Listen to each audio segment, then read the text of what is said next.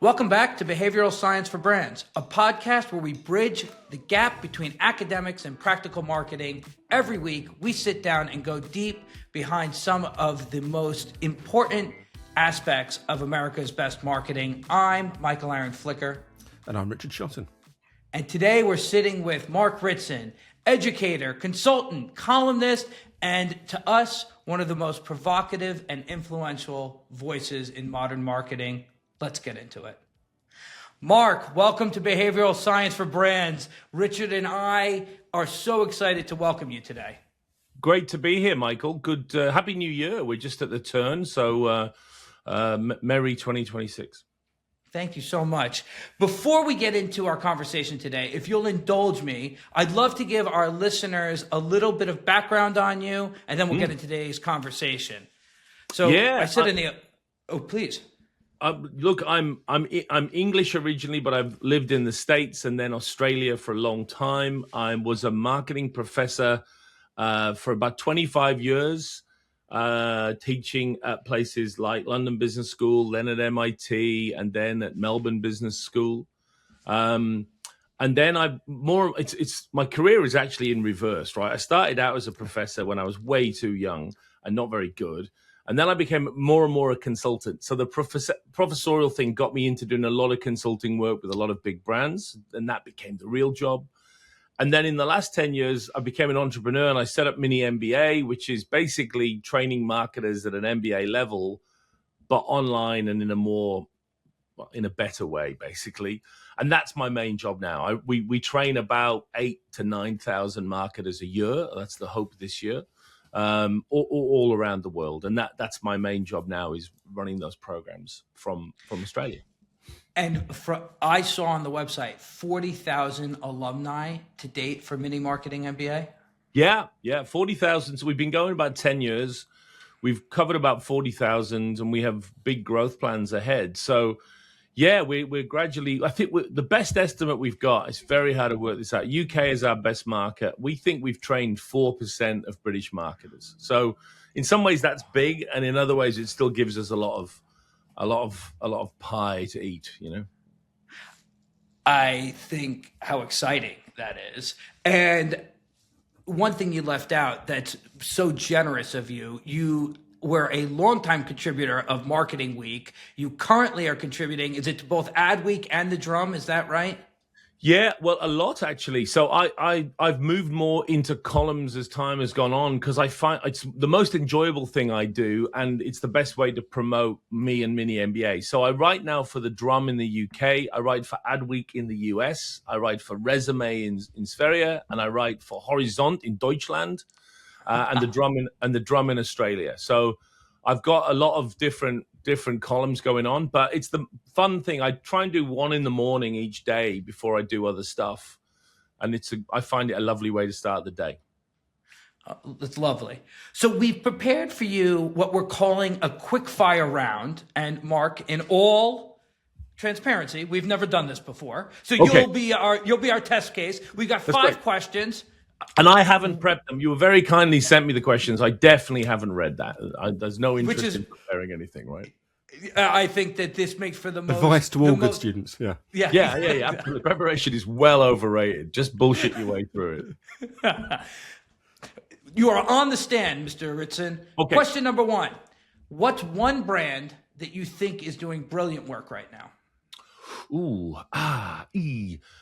Just one is the tricky bit. I'd still go Marks and Spencer, I think, in the UK. And if you allow me an international one, McCain. Fantastically efficient and brilliant at what they do. Yeah, for the listeners that don't know about the Mark and Spencer or McCain, could you give us a little bit of why you think it's so good? So Marks and Spencer, or M&S, is a 100-year-old iconic retailer in the UK that had about a 15-year shitty time, but really has got itself together now and is in the most competitive retail market, I think, in the world, is back on fire again. And it's a perfect case study of revitalization. McCain is a different story. McCain is winning prizes galore for its advertising. It's managed to strategically get hold of a commodity thing like potato chips and essentially build brands build share, but really increase price in what could have been just, a private label commodity shithole. It's built a phenomenal brand pedigree, and who I don't know anyone there. All I know is they're just doing titanic stuff. Jumping from brands to people, a little bit more hypothetical. If you could have dinner with any ad person, dead, alive, who would it be? Ooh. Look, I would say probably A.G. Lafley, who's the twice ex-CEO at P&G, is probably my favorite marketing hero. I wouldn't mind. I've never met him, so I wouldn't mind talking to him. He'd probably be top of my list. Yeah, I'd go with A.G. What was so good about A.G.? What did you admire about him? I just think he did everything perfectly. I mean, look, all you've got to know is like P&G is still the high watermark for marketing for most people, right? And they brought him back. He did an amazing tenure as a marketing-driven CEO, killed a bunch of brands, strategically fixed the portfolio, got disciplined back to P&G. And then they went, look, we really need you to come back and do it again. And he came back and did it again, and then set up. He's a phenomenal leader. So he'd be the guest. Yeah. Question number 3: what's something that you believed strongly and have now changed your mind on?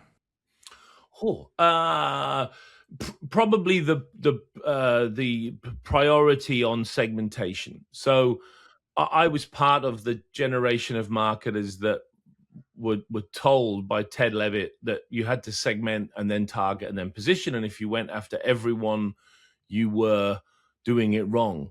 And the influence of Ehrenberg Bass in order to say, actually, mass marketing is very, very underrated, and there's an argument for mass marketing, changed my mind. I'm only half in that camp. I believe in two-speed. So I believe you definitely do mass marketing for the brand, for the long of it.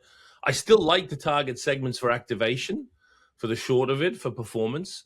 But I never used to believe in mass at all. It was always carve out a small chunk of the market. That's how you do it. I don't buy that anymore. Okay. Question 4 on the quickfire round. Hypotheticals. You've got a magic wand. What marketing perception would you erase from people's minds, from the minds of all marketers? Oh, I think probably that brand building delivers results in the long term only. So I think one of the big revelations of the last 5 years is that brand building works short and long. It's performance stuff that only works short and doesn't work long, and that's okay. But if you run a good brand campaign, you'll start selling shit the next morning. You don't have to wait, 2 years for the initial impact. And I think there's too many marketers laboring under that assumption. If you could only share one marketing hill that you would die on, something you would fight to the end on, could you share with everyone what that is? It's probably market orientation. If we can just stop marketers from talking to the market and listening to customers first, everything gets better. Like it's the station that if you can get a marketer to be market oriented, the train normally goes from there in the right direction. And if you don't start with that, it always goes wrong. So yeah, market orientation. We're not here to sell products. We're here to satisfy the needs of customers. Sounds obvious, but it's not obvious to most companies. One click down on that. What's the best way to hear what the customer wants? There isn't one way, right? So one of the tricks of good market research is having a portfolio of tools that, depending on the context, enables you to access it. I'm a Bothist, right? So I love my qual, I love ethnography. There's a place for groups. I love my quant, I love survey, I love conjoint.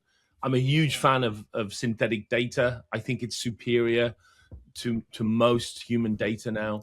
And so, yeah, I like all of that. So it depends, I think, is my unfair answer. Your answer that did not answer, but it's perfect. Yeah. It's perfect. That wasn't an answer at all. Yes. The answer is to not have a preconceived notion of what's best, but to use all the tools in your tool belt. Fair? Yeah, or make sure you consider them and then pick, is my point, right? Sometimes we do too much, but it depends on where you are at that time, right? I've worked with a lot of quant researchers that won't do qual, and sometimes that's all they needed to have done. Do you know what I mean? Perfect. Perfect. Well, that ends our quickfire round. And now we'd love to open the floor. You started the conversation by saying, happy 2026. What's Mark Ritson top 2 things, maybe top 3 at most? What are the things you're most focused on for marketers as we get underway in 2026? I mean, for marketers, there's a couple for me. I mean, they're all self-serving, obviously. We're going to go big on the idea that being trained in marketing makes you better at marketing, which seems pretty obvious to most people, but not to the 75% of marketers that don't have any training in marketing. So one of the big agendas for me is to make it clear that most marketers aren't trained in marketing, and that leaves them at a significant disadvantage, and their companies at a significant disadvantage. So that's definitely on my list. America is on my list. So we've signed a partnership with Adweek. They will launch the Adweek Mini MBA. We've never really gone after the US, strategically at least. We're about 5%, 10% American on the course, on the Mini MBA, but we've acquired people. We've never spent money there. So working with Adweek to really go after the US, and that's interesting because it's huge. I always think of it as 10 times the size of the UK because there's a network effect as well, with American companies. And also it's America. I was trained in America. I did my postdoc in the States. I spent my first 10 years in the States. Marketing comes from the States. It was invented in America. So to be able to go back with Mini MBA and maybe make it successful has a symbolic value to me as well. It feels, I'm closer to 60 than 50 now. So I don't want to use the legacy word because I think that's horseshit, but I would like to spend the last 10 years of my sort of operating time. I hope I'm not going to be dead soon. On that mission. It feels like it's a great mission. Because so many of our listeners are here in America, Mark, let's give a space for one incremental click on why the Mini MBA meets that need of educating the 75% of marketers who don't have that. Why is it the right size? Why is it the right depth? That wasn't in our planned questions, but it feels right to talk through it. It's a great question for me to answer. Thank you. Well, look, I think there's 2 main things, right? It's better than any other training on the planet. I won the teaching prize at MIT 6 weeks after I got there. I'm a very, very good marketing teacher. I was an acclaimed professor. Most of the people running these online courses have never taught before. I taught for 25 years, so I know what I'm doing, and the course is amazing, right? Our net promoter score is 86. And we train senior marketers. These aren't kids. Their average age is 44. So first of all, it's just better than anything else out there, and we have the data to prove it. And second, I think equally importantly, though, it's done around the student. So there's no live sessions. We've abandoned time. You do it from home, and you do it wherever you want to do it. You do it in the gym. You do it in the commute. You do it in the office with your colleagues. The idea of pulling people into a room for 6 hours with 99 other people, it's a 17th century model. It's not how people learn. So, the combination of the best training in marketing in the world and the format, which is a killer, it means that we know we have a great product. The challenge now is getting everyone in America to do it. And that better than me with Americans. The good thing about them is, other than there's lots of them and they have a bit of money, is they love education far more than Europeans. So if we can get it working, we really feel like there's a huge opportunity. Right at the beginning, when you were talking about the training amongst marketers, you gave a stat of roughly 75% of marketers not getting trained, and that's quite a high figure. You'd imagine 75% of architects are hopefully are trained properly. Why do you think, as an industry, it's resistant to that formal training? Look, I think there's a lot of answers to that. One of it is we all start out as consumers, right? And it's not like with architects, you start out living in a house and you go, "Ooh, I think I could probably design a house because I've lived in one." But in marketing, I think because we all started life as a consumer, we feel like we're also already involved in the world of marketing. That's got something to do with it. Second, a lot of the marketing training is shithouse, and it can be used as a very strong argument for not being trained. You know, most university courses and business school courses in marketing they're the weak part of an MBA, because the people teaching marketing don't work in marketing and have never worked in marketing.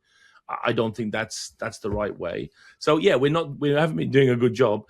And then finally, we have, you know, many of our significant influential figures, around 3/4 of them, because it goes with the average, also don't have any training in marketing.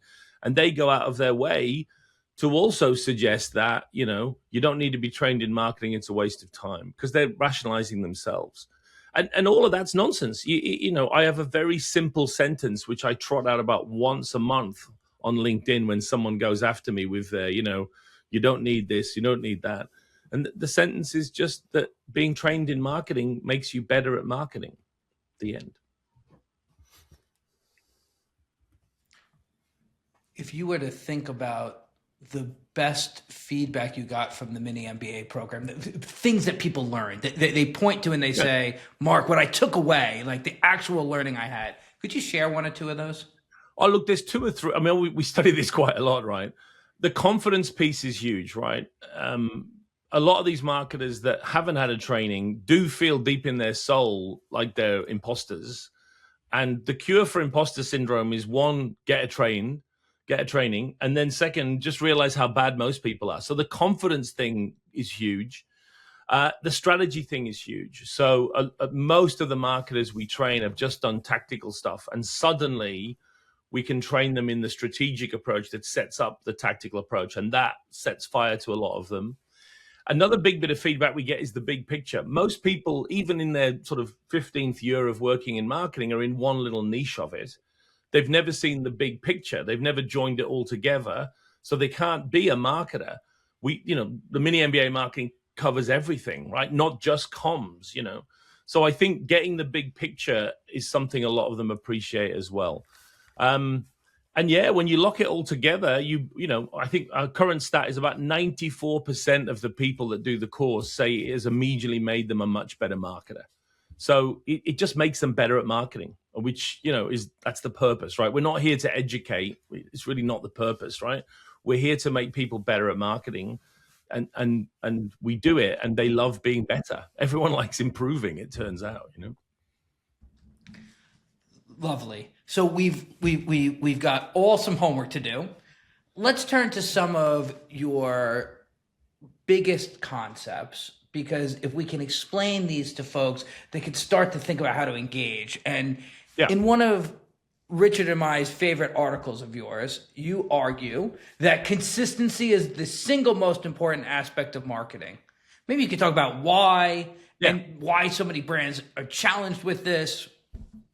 Yeah, I mean, the challenge is the interesting bit, right? I mean, again, it seems like an obvious point. When you work on a brand or an ad campaign or any part of marketing for a 3 or 4 year tenure, you start to get bored with it, because the crucial thing is the way let's take advertising as an example. The way we create an ad is diametrically opposite to how an ad is consumed. We work on the ad for 3 months. We focus on it with enormous attention. We remember every aspect of it. We are literally 8 hours a day looking at the thing, right? And then once it goes out into the wild, consumers don't know which brand it's from, are paying partial attention to it, don't really know what the company is.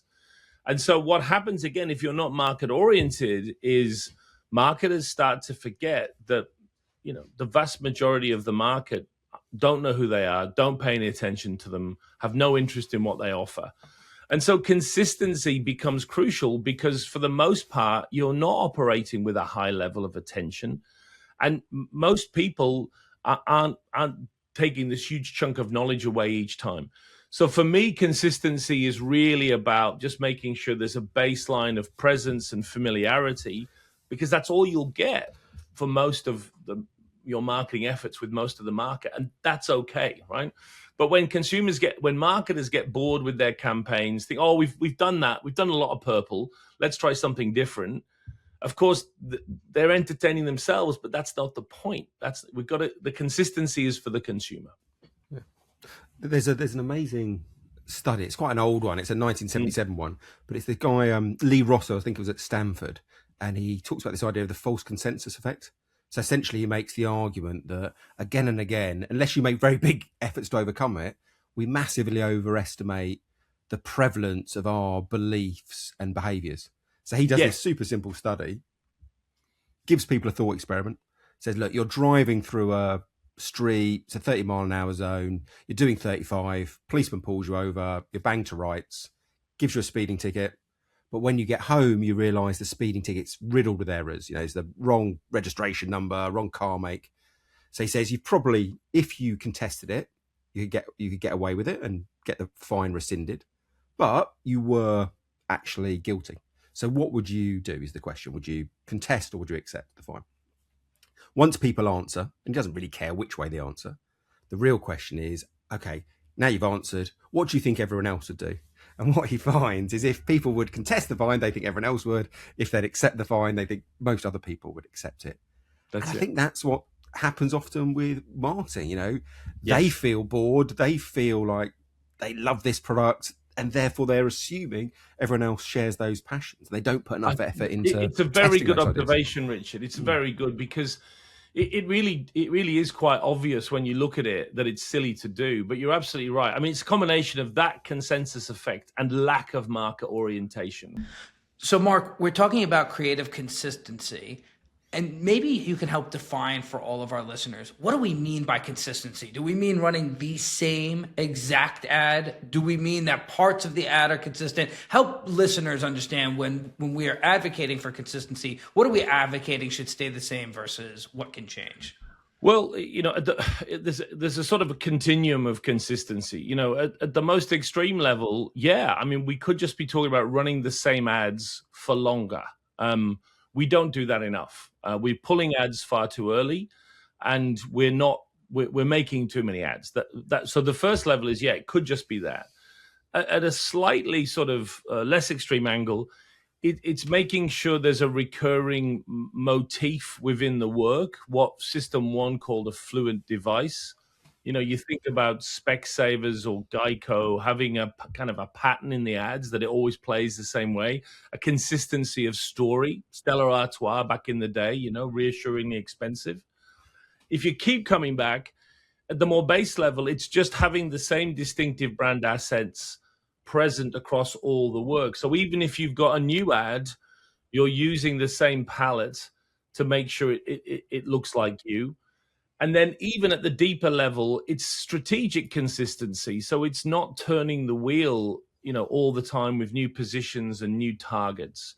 So right across that gamut, it's basically getting it right up front and then allowing the work to build over many years. I mean, the general rubric that I apply is it takes about 10 years to get there. And when you get that, you know, number into your head, the bigger picture and the need for less twists and turns becomes apparent, I think. It's the concept of wearing in versus wearing out. And you've talked a lot about the idea of wear out maybe just being too heroized or it's a myth. It's a myth. I mean, it came out of work that was done in the 70s on a lot of college students. And like a lot of that work at the time, it was very experimental and very acontextual, you know. So you can prove things in a lab that aren't that are scientifically true, but not externally valid. And I think maybe wear out was one of those variables. Certainly what we're seeing from actual data that's been collected in the wild is that, you know, I think that everyone's found the same thing, but probably the best study is the System 1 study that looks at 10,000 ads and looks at how long they've been in market from first airing to current airing. And we're talking about a few days to, I think it's 7 years. And the data set is absolutely flat in terms of average impact, average brand building impact. It shouldn't be flat if such a thing as wear out were true. We should see some form of declining trend. It's not there. So for me, it's, you know, obviously, yes, at some point you do want to change your ads, but in other cases, they may well keep working for you for many years, and marketers have been far too impatient. With that data, could there be a bit of a problem with survivorship bias? Like Yeah. if you've run an ad for 7 days or whatever it was, presumably that ad was bloody awful, therefore you stopped it. So maybe there is a little bit of wear out happening, but survivorship bias kind of balance it. I think there's maybe a little bit in there. The thing that pushes back against it is that the ads, the young ads are still in market. It's just that they haven't necessarily been pulled yet, right? So the live ones are in there. It still might be there might be a little bit of survivorship in there, but I think also we've got such a huge sample of data, and analytic partners have shown the same thing with a different method. They're famously, they had 52,000 ads. Yeah. And they showed that, 52,100 hadn't worn out and, 200 14. had. Yeah, it's only 14. It's some had. real low number. Yeah. So I think, the methods are certainly, it's a tricky one, right? But generally what we're seeing is the mental models of marketers are incredibly impatient, and the reality of the advertising they're producing is far more durable. How long it goes is a different question, to your point, Richard. But I think, I'm a rhetorical academic in the sense that I don't really care about the stats, right? I want to persuade marketers to go in market for longer. It's like the Field and Burnett stuff where everyone says, yeah, but they're only looking at the award-winning campaigns. And I'm like, I don't fucking care. Do you know what I mean? Like, what you need to do is invest more money in branding. Do you know? Now, that's not scientifically correct. It's inappropriate, right? I heard Les Binet make a nice analogy. He said, he lent into that and said, it's not, it is a sliver of campaigns, and it's the better campaigns that are in the IPA effectiveness database. But he said, use it. Think of it as a football analogy. It's like learning about what football is by watching Man City, Barcelona, and Liverpool.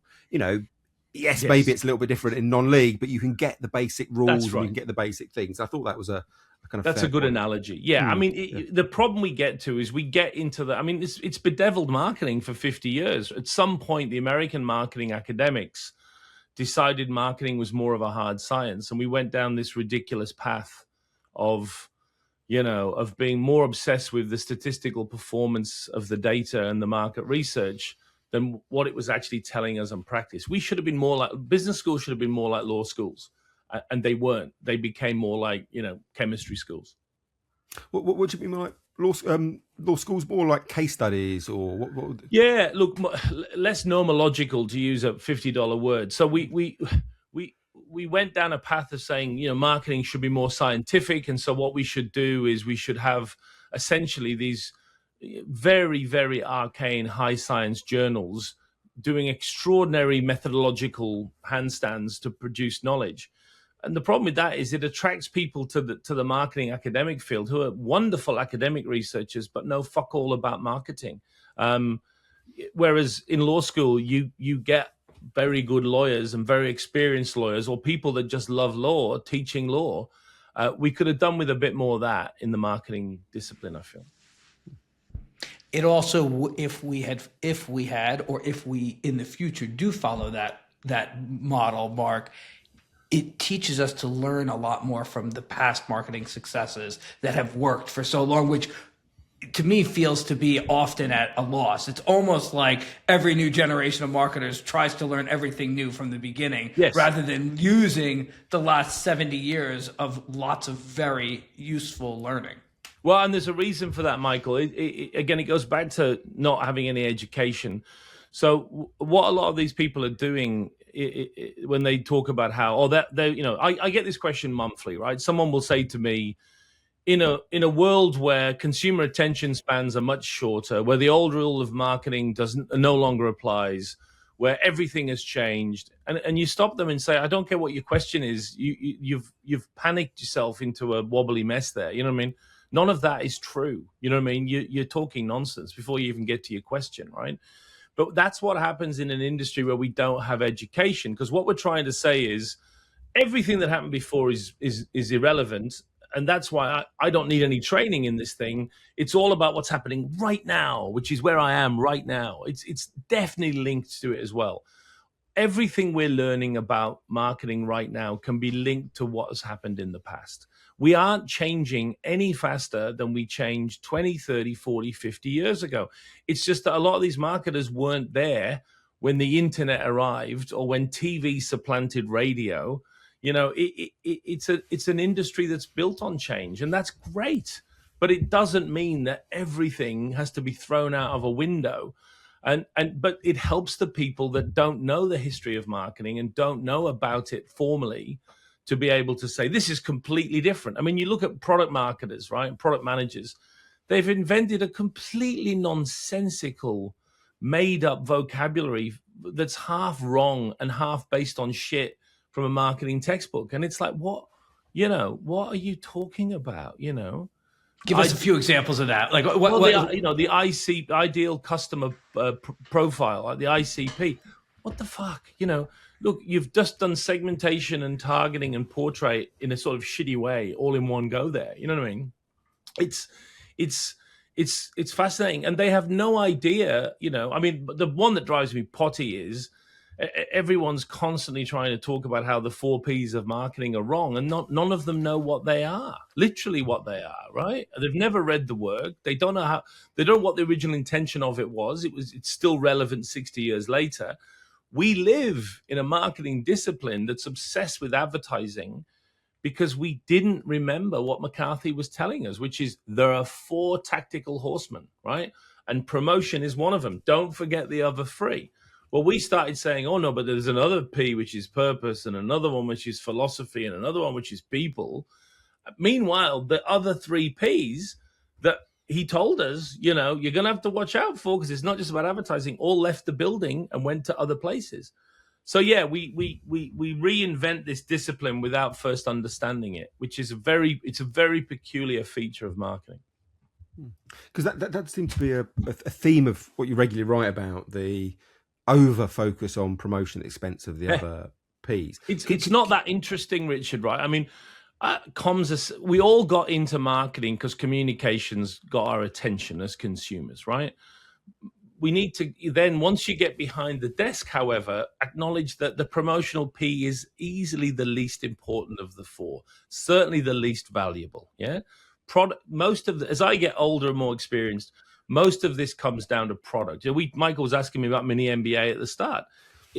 We're marketing it okay. I think we're not particularly good at it, but we have a better product, and that's 90% of the game. And marketers can be involved in product is the lesson, right? And price is where it's at, right? All I've learned on my journey over the last 30 years is that it's all about profit, not revenue.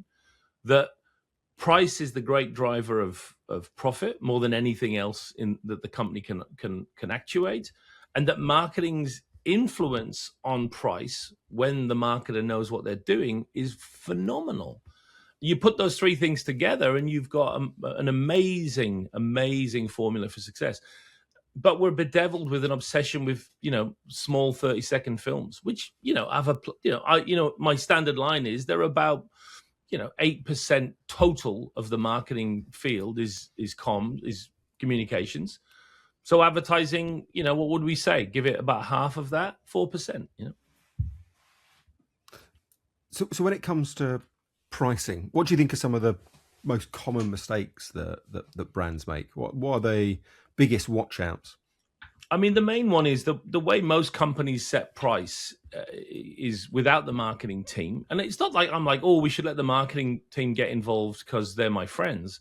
Marketers significantly change the way we do pricing if the marketer is a marketer and not an advertising person, right? So most companies without marketing influence set price by looking at 2 things that are irrelevant. They look at the costs of the product and they look at their competitors' prices through their own eyes rather than through the eyes of the consumer. And that's what finance people do. That's what they think is important, right? Cost really has nothing. You've almost got to take the opposite approach. You must liberate a company from even thinking about cost. It anchors them in the wrong place. You know what I mean? Obviously, you have to charge more than cost. But other than that, there isn't a lot of input there. We must move to what is a consumer prepared to pay under certain circumstances for the product. And this, of course, is the realm of marketing. So we need research to identify the value and the amount that a consumer would be prepared to pay. And that can only be done by marketers who are trained in pricing and marketing and research. The other one that is also huge, probably even bigger than the initial setting of the price with research, and more up your street, is the way we present a price is more important than the actual price. And you're probably the only two people that would understand that. I say that and you go, well, yeah, that's fucking obvious. Yeah, we know that. Nobody else knows that, right? Everyone else thinks that the physical dollar amount is more important than the way I presented it or framed it or anchored it or located it.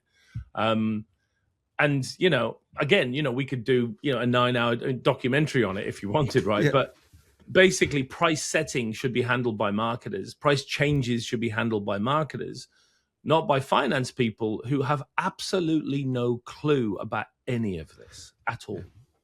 I think your point about price presentation is absolutely fascinating. I always think if working with a brand, it's one of the first things I want to do, because if you've got a big website or you're in control of your stores and you've got a bit of scale, you can run lots of tests. There's an amazing body of research into how to best present prices. Don't talk about the total amount, break it down to smaller units, change the comparison set, give people 3 options, talk about differentials, not total price. You can learn within a few hours which of these work for your brand, and it's straight to the bottom line. And the thing that you guys don't understand, not because you're not stupid, because your world is, look what you can do with price. At my end, when you do that shit and optimize it, the impact on corporate profitability is insane. It's insane, right? It like, never mind having a good ad. Fuck that. If we can experiment with price and frame it and just add, a 1%, the old Wharton studies are very good. They did it across thousands of businesses. A 1% increase in price, it averages out at around 9-10% impact on profitability, right? So it's stunning what can happen, right? And so, again, let's come back. We still need a good product that you still want to buy and rebuy, but let's put that one down and say we've got that worked out. Price absolutely is the next place you've got. What is the absolute price we want to set with research? And then how do you want to communicate and present it? Absolutely. We had Les Binet on last year, Mark, and he had a very interesting thing towards the end of our conversation. He said an understudied part, in his opinion, in the field of marketing effectiveness was how great brand building can reduce pricing sensitivity. Yeah. And so this is to your point that it's not just the short where you can just display price differently to maybe move the action in the moment, but great full marketing can increase your ability to raise price and people will be less sensitive to that change. Yeah, I mentioned McCain when we started, right? And if you look at McCain's IPA effectiveness winning paper, the Grand Prix, they actually don't increase unit sales at all in the UK. They just double the price without any loss in demand. Yeah. And again, most people miss it. It's like, yeah, but they didn't increase their actual unit sales. And you're like, yeah, I know. And they couldn't, that doesn't matter, because if you had a choice between increasing your total unit sales or doubling your actual price, in most situations, which way you're going to go, right? So I think it's a huge thing, but you need marketers that understand profit and gross margin, right? Most marketers are running these 30% discounts because they think that, we'll still get 70% of the profit, right? But you won't, you know what I mean? You've just eviscerated all of your profitability there. When most companies run a 30-40% off, all systems being the same, then you're basically not going to make any money. Do you know what I mean? Like, of any kind at all, unless you've increased your demand phenomenally and you've got unlimited supply. You know what I mean? It doesn't make sense. Mark, so we've talked about a couple of your themes that you regularly go back to: consistency, the over-focus on promotion. I think the other one that you regularly come back to is an attack maybe on the kind of the tribal nature of marketing, that people fall into camps of either being, it's all about distinctiveness or it's all about differentiation. You touched on Bothism, but you've got your idea of double D. Can you talk to us about what Yeah, that it has means? an unfortunate connotation with breasts, which I try to avoid. And I'm not doing it like in a carry-on style fashion. But an unknown factor. I don't write the column titles for my columns, right? And so various associate editors have gone with double D marketing being the way. And I'm like, Okay, so this was not your invention. You're not washing your hands of not it. my We need to get invention. Russell I was Parsons on sort to of explain. wincing. I'm like, Yeah, it's true they are. I mean, I think I might have mentioned the two Ds, yeah. but when you write it as double D, those who are familiar with the oeuvre of Playtex and Wonderbra will have a different mental image. Look, I don't like the tribalism because, again, I think marketing is unusual in we are a bothist discipline almost every time, that a little bit of both, not necessarily in equal amounts, gives you a better result than choosing A or B. And we can do that with quant and qual research, distinctiveness and differentiation, strategy and creative, digital and traditional. We're about to do it with synthetic data versus actual human data, right? Which is better. You know what I mean? It turns out when you put them together, they're really, really good, as they would be, because Bothism normally wins, So for me, the battle with differentiation and distinctiveness has been a harder one for a couple of reasons. First, because I think distinctiveness is the great discovery of the last sort of 10, 15 years, and we thank Aaron Bass for that. But also differentiation was incorrectly developed by Michael Porter in a way that was incorrect. So you don't get to say that very often, but I've taken me a long time to get to the conclusion. But Porter's whole approach to differentiation is wrong. Not its role, but the way he defines it. As native English speakers, we all know that unique and different aren't the same thing. I'm taller than Michael. It doesn't mean that I'm unique in my inches or that Michael lacks inches. It's that we're different in that I have more and he has less of that thing. That's differentiation. And it leads you down a totally different strategic path, which is much more realistic, but ironically much harder to achieve, and then makes sense set next to distinctiveness. Then they become very powerful, right?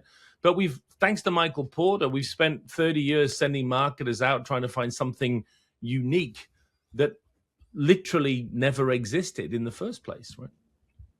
I've read your writings on this quite a bit, Mark. And so I just want to drive home the point for listeners. You use this example of differentiation, meaning you can have more of something or less than another. And you're setting that up against saying you need something truly unique in the world. Not you true, just right? talk for another 10 seconds about that. I just think this is the point that we want to correct in people's thinking. Yeah, look, and the problem I've got with Ehrenberg Bass is they correctly have shown that most brands don't have unique features. And I'm like, I know, I'm with you on that. But some of them have more associations for fun or for, friendly or something, which can be a very powerful relative driver. So what it shows you is everyone's on a 7-point Likert scale. Everyone's going to have some associations on each of those attributes. And yes, it's correlated partly to size of brand. And yes, you've got to be distinctive first to get on the map to have that. All of that is true. But if you focus on one or two of those things for a very long time, with really good creative, with more budget, with better media choices, with product and other Ps backing you up, over a period of 10 years, you end up with actual relative differentiation, which, if it's on the 2 or 3 things that are driving factors for consumers, can give you a spectacular advantage in the market. Yeah. So I still think that the distinctiveness piece is the most important piece, because Bothism doesn't mean 50-50, right? That would be naive. I still think distinctiveness is 70-80% of the game in most brands. But I think an important piece is, and also we have this and this perceptions, which enable us to sort of to squeak ahead in other cases. So for me, yeah, it's got to be there, but it's relative differentiation. And it means when you do positioning, you have to be choiceful. The biggest problem in marketing right now is positioning is a shit show. Everyone has too much. We are literally talking 1 or 2 things that you focus upon in your communications, not a PowerPoint deck with, when you add up all the words, 30 or 40 words. That will achieve nothing. Apologies for bringing this up because in your unique style, you said it's a fair but dumb question. You say the most annoying question you get asked is, does this apply to B2B?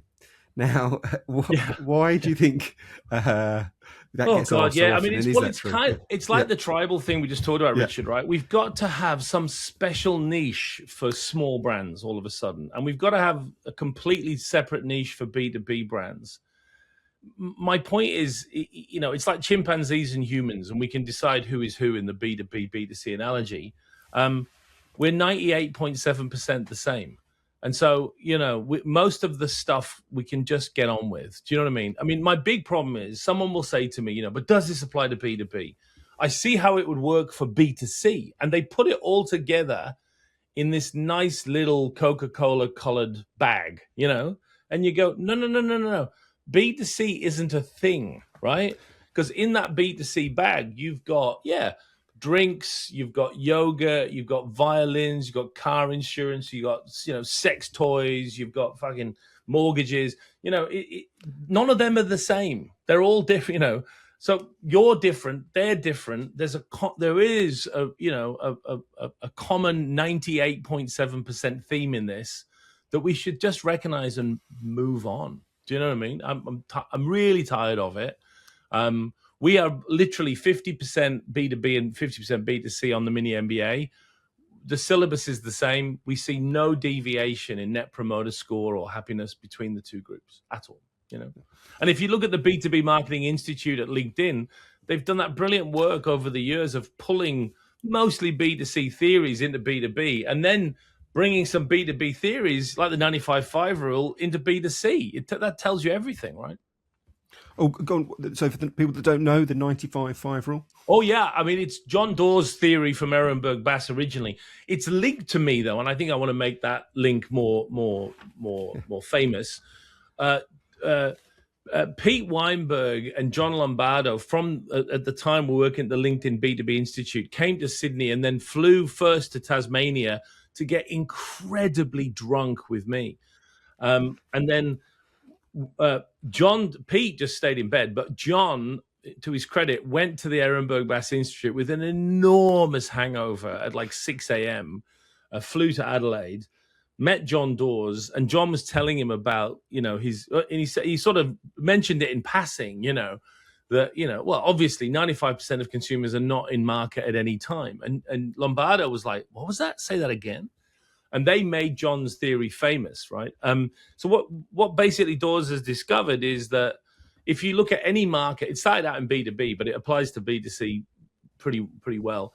So you've got 95% of the market who are not in market right now. I always use men with haircuts to illustrate the point. If you offered a free haircut service on the street today, 95% of men wouldn't stop because even though it's free, they don't need a haircut, right? So they just keep moving. But 5% would go, great, I need a haircut. The minute you get that split, and it's not 95-5 in every case, but there's a proportionate amount, everything changes. And it explains most of the good theories of targeting. The 95-5 rule, for example. If we think about the 5% who are in market, you want to go after them with targeted, rational product, bottom of the funnel communications, right? But because there's 19 times more not in market, you probably want to spend more money predisposing the rest of the market because it's too late often to get them when they come in. So we're predisposing the 95% with top of funnel, emotional, mass marketing that's consistent so that when they are triggered to be in purchase, they carry our brand preference, the salience for that brand into their decision. And the data that has started to emerge says 70-80% of the time, the brand that you did have salience for here is the one that you will buy here. Yeah. Now, again, you want to do both, but I think 95-5 is probably the most important new theory certainly in 10 years in marketing.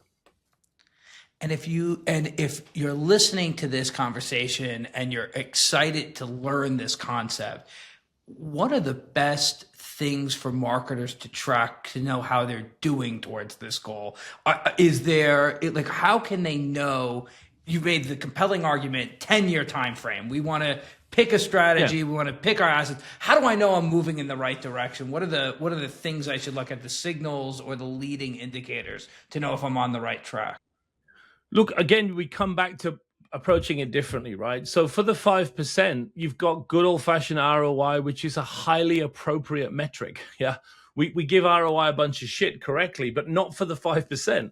I spent, $100,000 targeting a bunch of people to buy a McRib sandwich. How many of them bought it within the next 24 hours? Because that's the time frame, right? We can see the cost, we can see the return, we can test and learn. So yeah, performance marketing and performance metrics for that is appropriate. The problem is for the brand building stuff, you can show a tentative link to what eventually happens later with econometrics, and you should do that. But on a day-to-day basis, people ask me all the time, what are the best, what are the killer metrics? And the answer is, well, what are your objectives? That's the killer metric, right? It's whatever the objective is. So if you're trying to drive salience, if you're trying to drive brand preference or consideration, they're the things you should be measuring on the long term from the mass market on your campaign. So brand metrics for branding and performance metrics for performance. And don't mix the two up is the point. Separate the strategies, separate the tactics, and then separate the analysis for the results. Yeah, I mean, I push back on people that say, look, the long and the short, it's all the same at the end of the day. Well, it is ultimately, but it is the key point about Field and Burnett's work for me, which is very important to my career, is that it's a really crap title. It's a really good title for a book, but it doesn't capture the real width of their work. It wasn't just long and short. It was mass and targeted. It was emotional and rational. Yeah. It was 95 and it was 5. Yeah.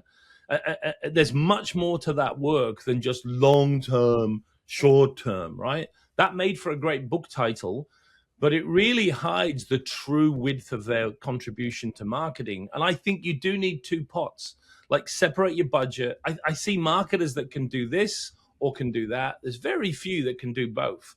Most good CMOs have got two distinct teams, and I think that's appropriate as well. They're very different jobs with very different paradigms attached to them. I'm watching our time, and I'm going to think, Richard, shall we ask Mark any questions on behavioral science that our listeners would love, and we want to get Mark's perspective on? Yeah. Well, the only one I was thinking of maybe quick before we get to that, like you've got a very good line in pithy quotes, Mark, in the columns, and one of the ones I like that you've said before is, what people think of you is far less important than the more brutal objective of getting people to think about you. Yeah. Now, why do you think brands play it safe so often? Oh, I think we've managed brands with too much emphasis on image and not enough on salience. And I think we have to change our approach, right? I think we can trade, back to my earlier point, I think salience is 70, 80% of it, and brand image, brand associations, maybe it's 20%. Once you get that balance, it's clear that you need to trade a lot of the control and perfectionism that we had in the noughties in brand management. You could destroy your brand, with inconsistency and doing something that isn't quite right. We have to realize that you still want to be on brand, but there's a lot more forgiveness out there. And actually, you can trade a little bit of taste, trade a little bit of perfectionism, so that people notice you. And I think my career is a good example of that. I've done things I'm very, let's say, embarrassed about, but I'm not proud of. I put my ass on the front cover of the Marketing Week. That's a good one. I did an article about the size of my penis. It's pretty distasteful stuff, right? But I think it was essential in order to get to that salience point. Because if it's not interesting and salient, all other bets are off. So yeah, I do think we over concern ourselves with the image at the expense of salience. And the first rule of marketing is they must know that it's you. Yes, because maybe one of the most effective ways to increase attention or awareness is sometimes to sacrifice a small proportion of people disliking you. There will be people who have a Yeah. angry reaction to some of those tactics, but for every one of those, there's probably 10 that know the name, know the That's it. article, and at least are thinking about it. And even the ones that are angry about a certain thing, you've achieved your salience, and there'll be other battles down the track, right? If you don't exist in their consciousness, I mean, we talked about America at the start of the interview. It's, I'm neither loved nor hated in America, and that's the problem. Do you know what I mean? Like, it's that's the issue. You know what I mean? Without that, you literally don't exist. So yeah, I do think you have to realize you're less well known than you might think your brand is. And I think you have to also acknowledge that people forget about your brand all the time too. One of the implications of salience is it isn't like awareness. It's a constant battle to be at the top, right? To come first, right? So yeah, I think it has to be the main focus, is constantly producing it. And again, the contrast with brand managers is they think, well, I've been doing this job for 10 years. Everybody knows our brand. I worked for Benefit Cosmetics many years ago, a brilliant team, brilliant CEO who never really done any research. And we did a bit of research, and in the US market, which we thought was mature and basically done, we had something like 14% awareness. And they thought there was something wrong with the research. And I'm like, no. It's just that most of the market don't really think about you. You think you're done because your sales have been $1 billion flat for 5 years. That's not the case. The game always goes on. And do you think there are any brands that spring to mind who've not fallen for that trap of playing things too safe, who have actually benefited through controversy? Look, the classic one in the UK is Brewdog, right? Which has had its challenges, to say the least, with its operational structure. But I think they're the first brand that worked out, and partly because their positioning was they were this real, authentic craft ale, and they were going to be real with their statements. But that quickly, evolved 10 years ago into, we're just going to put out really offensive outdoor advertising, really offensive, brand names. What was it? Pony Killer was one of their ales. You know what I mean? Like it's Dead Pony Club, I think. Dead Pony Killer and stuff. I mean, they realized that people talking about them in the pub was kind of the goal, and what they said wasn't as important as Brewdog being there. And the great example that I always used was Marmite during Brexit. Marmite being a Unilever brand, they put the price up because of the sudden departure from the UK was going to cause currency fluctuations. So Marmite's price went up significantly. And there was a month of incredibly negative PR about it in the British newspapers. Tesco said, we refuse to sell Marmite because they've put the price up because of Brexit, blah, blah. You couldn't have seen a worse result. YouGov had huge declines in that brand's reputation and everything else. And then at the end of the month, Marmite had sold more Marmite than ever before. And the lesson is salience, right? That, to your point, yeah, people were pissed off with Marmite, but they were talking about it like never before. So we have to recognize that, that is a key point. The only caveat is that leads you into that blind alley of there's no such thing as bad publicity. There is, as Elon Musk is clearly demonstrating to us. It's just much less likely than we once thought.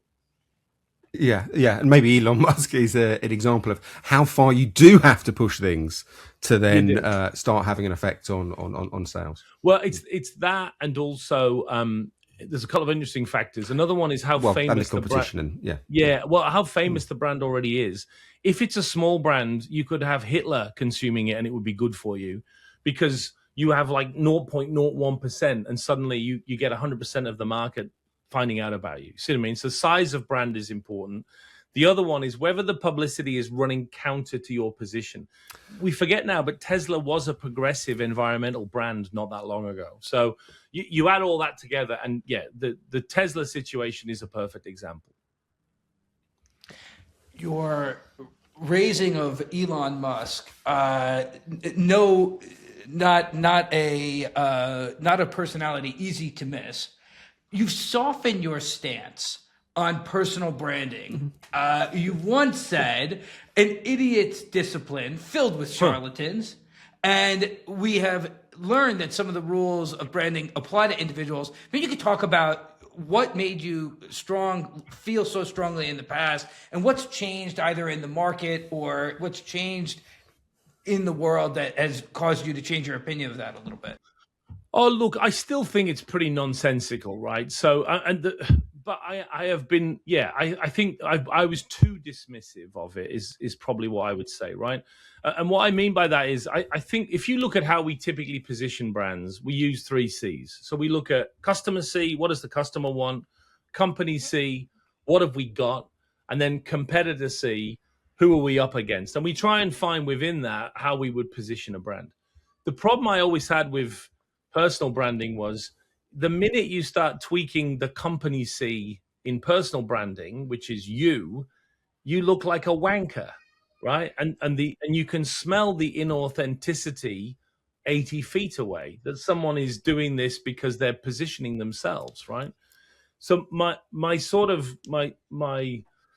back position on it now is I do see how if you don't mess with yourself and you don't try and change yourself, thinking about what customers think of you or people think of you versus the alternatives is still a worthwhile pursuit. But the minute we start going, oh, I think I'll do this or I'll do that. I mean, for good and for bad, this is this is how I am. Do you know what I mean? But I have thought more about how it is presented with those other 2 vertices, to be fair. So yeah, I think I've watered down my position a bit. It's still a lot of stuff about how to dress and talk and shit like that, right? And of course, the rule there is to thine own self be true, right? Do it your way, Mark, we're coming towards the end of our conversation, but we wanted to ask, what would you like to leave listeners with? We've covered a wide range of topics. You've shared a lot of very compelling ideas. But if you had to wrap it up for everybody, what's the thing you want for people to leave this podcast thinking or feeling? Look, I think the main one would be, if there's one thing we work on with companies and with marketers when we train them, it's just have your strategy before you get involved in anything else, right? And strategy isn't that complex, right? We've never had more strategists in marketing, and it's never been more confusing. Strategy is just 3 things. Who am I targeting? What's the position, which includes the distinctive assets as well? And then what's my handful of objectives?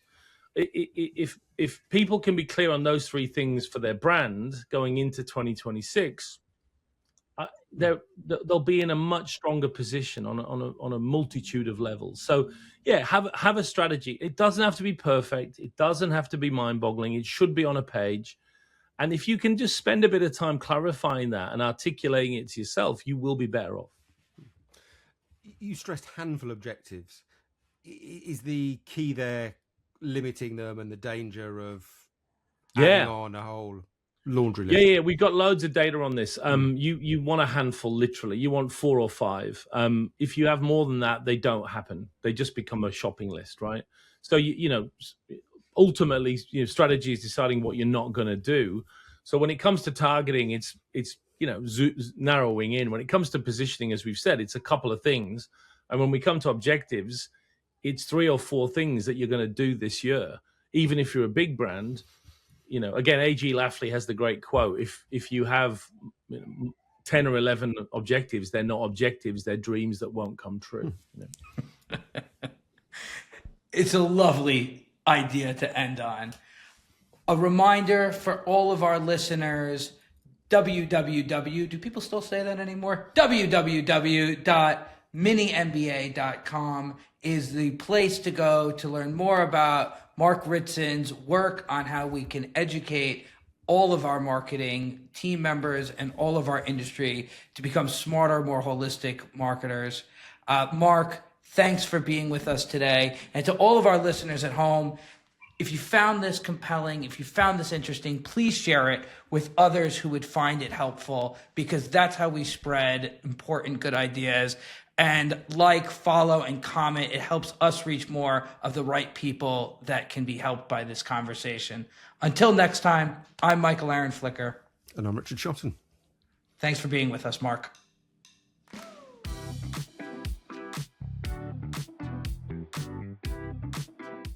Behavioral Science for Brands is brought to you by Method One.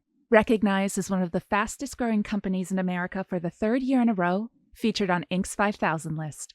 Method One is a proudly independent creative and media agency grounded in behavioral science. They exist to make brands irresistible, helping people discover products, services, and experiences that bring moments of joy to their lives. As behavior change experts, Method One creates emotional connections that drive true brand value for their clients, focusing primarily with indulgence brands in the CPG space. Find out more at methodone.com.